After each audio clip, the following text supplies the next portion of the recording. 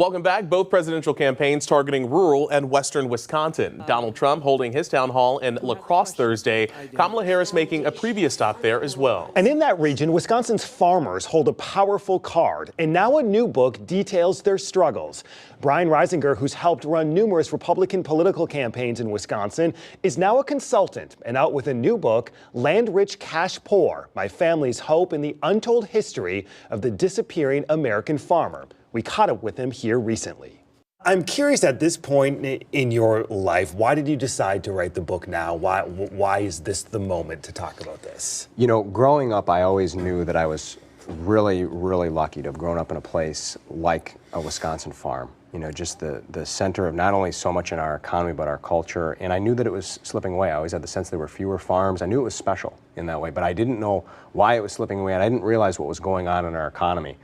As I got older and as I worked first in business journalism and then in public policy, I began to see what was happening in our economy. I began to see what was going on that was driving this disappearance. And I saw not only that our way of life was disappearing, but also that it was having an impact on food prices and everything else going on in this economy. And so what I found was there are hidden eras of history in our country that have driven this issue, this disappearance of family farms.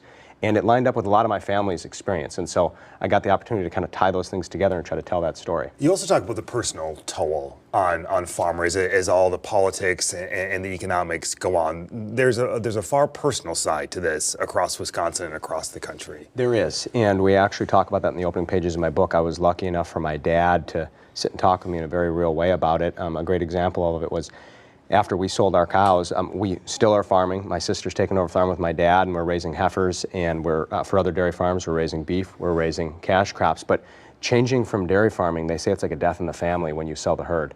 And it was like that for my dad. And he had some really dark thoughts, and he shared those with me. And the issue of farmer suicide is something that we struggled with. And he worked through it by thinking about the next generation and his grandkids, but not everybody does. Looking ahead to November, there's a lot of talk about rural Wisconsin, western Wisconsin, and winning that. Republicans have done incredibly well over the past decade plus, taking away those votes from what used to be Democrats.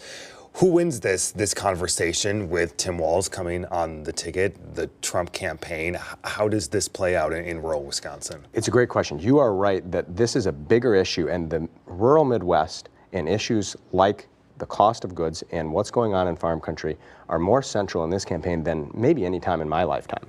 And part of it is because the Democrats are making a bigger play with Tim Walz and his farming community ties. And the question that the Democrats will face is, does his ties going back to farming communities give him that credibility, or does his time also governing an entire state that includes places like Minneapolis, has that made it so that he maybe doesn't have the ability to sell that? That's going to be the test for Democrats. The test for the Republicans is, can they take their rural dominance and can they build that up enough, and can they extend it also into small towns and ex-urban areas and a little bit into suburban areas and begin to win back a little bit broader slice of the electorate to build onto? So they both have their tests. The reason that it is so unknown is not just because Wisconsin is the tightest state in the country, but it's also because these issues go so deep.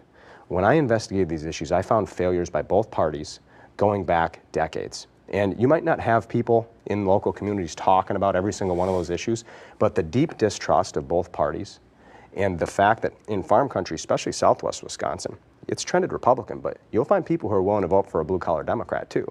And part of the reason for that is people have learned to rely on themselves and to not trust our political parties. Now, that doesn't mean that we shouldn't be part of the solution. It doesn't mean that we shouldn't be working toward bipartisan things and have faith in our system. It just means people have a high BS meter. That book now on the shelves for sale. We've linked to a copy online. Up next, the presidential hotspot.